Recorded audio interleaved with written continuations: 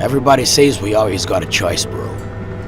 I chose to walk the line, you feel me? But my brother went down a different path, bro. There's this massive open-world GTA-inspired game that's been in the works for years and years that released a small alpha version of it in 2024. And while this was just an early sneak peek at what the game would be, it showed massive premise and completely blew up in Brazil, where it's taking place. Now the game is finally officially coming, and it looks and sounds better than ever. 171 has quietly evolved into one of the most talked about indie open-world projects coming out of South America, and after the brand new reveal trailer and gameplay updates, there's now a much clearer picture of what this game may become and why a lot of people are watching, even if it's still maturing toward its full release in 2026. Before we jump into that, drop a like on the video to support indie devs, and let's get into the new description. At its core, 171 is a Brazil-set action-adventure open world being developed by Beta Games Group, an independent studio based in São Paulo. The project has been in the works for well over a decade, rooted in the idea of bringing a Brazilian narrative and cultural identity to a sandbox genre that's typically associated with massive productions. It's basically GTA in Brazil, not because the developers have explicitly marketed it that way, but because of its open world crime theme and structural similarities to the genre that Grand Theft Auto helped define.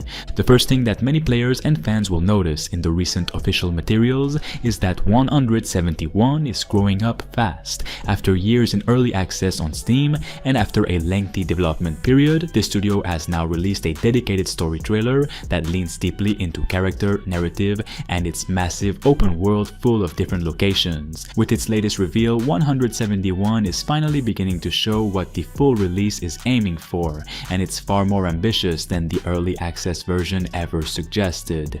Rather than positioning itself as a simple GTA-style sandbox, the game now presents a story-driven open-world experience rooted in a very specific place and tone, modern Brazil inspired heavily by São Paulo state. At the center of the game is Nicolau, a protagonist defined less by ambition and more by circumstance. He's introduced as someone who has always tried to stay on the right side of the law in a city where crime dictates daily life. That balance collapses when his brother Rogério becomes involved with a violent criminal faction. From there, 171 follows Nicolau's forced descent into the criminal underworld, driven by loyalty, survival, and the consequences of choices he never intended to make. The story frames crime not as spectacle, but as a pressure that gradually erodes moral boundaries. The narrative is closely tied to the game's world, which is built around contrast rather than sheer size. According to the developer's latest details, the final version of 171 features a connected open map spanning 3 distinct regions, each with its own identity, culture, and risks. The main urban hub is Paulistânia, a dense metropolitan center and the economic core of the map. It's portrayed as a city in constant motion, with heavy traffic, visible police presence, and a mix of modern skyscrapers towering over tightly packed communities. The streets are crowded and loud, defined by sirens, horns, and nightlife that never fully shuts down. Social inequality is baked into the environment, with business districts and informal neighborhoods existing side by side, reinforcing the tension that defines the city. Moving west, the game transitions into the countryside, a region that trades concrete for open land, dirt roads, and large agricultural areas. Life appears slower here, but the isolation creates different kinds of danger. Rural highways, farms, and remote properties dominate the landscape, and vehicles like pickup trucks and off-road bikes become more common. The area functions as a production hub for the state, but it's also depicted as a place where illicit operations can remain hidden far from urban oversight. Connecting these regions is the Serra do Mar, a mountainous area cutting through dense Atlantic forest. This zone stands out for its environmental contrast, featuring winding roads, waterfalls, abandoned railways, and overgrown infrastructure. That natural setting abruptly gives way to Cubatinho, a heavily industrialized area filled with factories, pipelines, and smokestacks. The shift from forest to industrial sprawl is intentional, highlighting the game's recurring theme of imbalance between nature, industry, and human activity. Beyond the mountains lies the coastal region. This area blends tourism with everyday local life, combining beaches, ports, marinas, and fishing zones. On the surface, it's more relaxed, defined by coastal culture and open water. At the same time, criminal activity remains present, with the region introducing water-based traversal and gameplay elements. Boats, jet skis, and island routes play a role here, expanding the scope of exploration and movement. What stands out in these new details is how much emphasis 171 places on regional identity. Each area isn't just visually distinct, it influences how the world operates, from transportation and movement to the kinds of risks players encounter.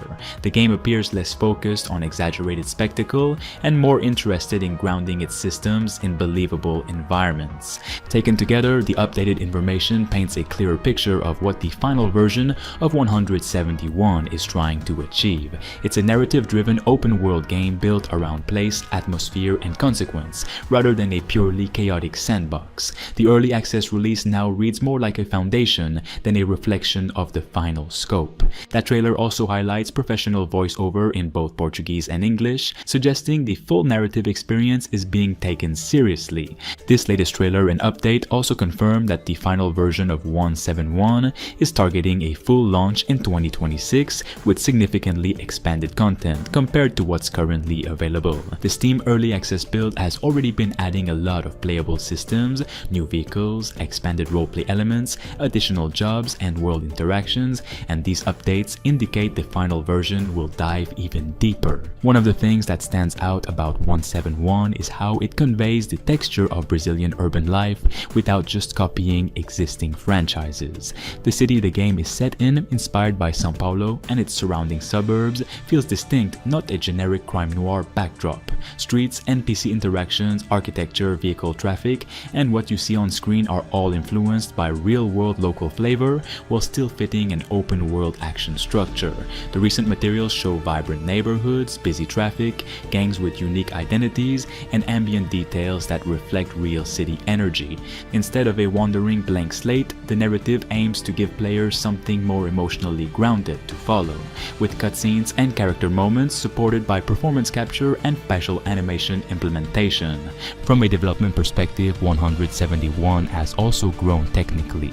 The project has switched to Unreal Engine 5, a significant upgrade that enables more detailed lighting, better physics, and larger world streaming systems that weren't possible in the earliest alpha builds. That shift has been evident in the latest trailer visuals, where lighting, realistic shadows, vehicle reflections, and NPC animations all feel noticeably more refined than earlier builds. The open world itself is designed to feel alive, not just a backdrop. Early access players have already seen street density, dynamic traffic, and a mix of interactive systems like vehicle theft, police pursuits, and emergent events that occur around the city. The recent updates continue to expand these, adding deeper roleplay mechanics, new interactions with everyday systems like professions and world events, and more robust city life. One of the biggest talking points surrounding 171 has been the contrast between its ambition and the size of its development team. It's a smaller independent group, and that has shaped 171's pace and development path, sometimes leading to delays, adjustments in release plans, and changes in how early access builds are handled. Though this game has a ton of potential and the devs have been working on its final release for years, so I'm pretty excited to see where it goes in 2026. Like the video if you want to see more of it.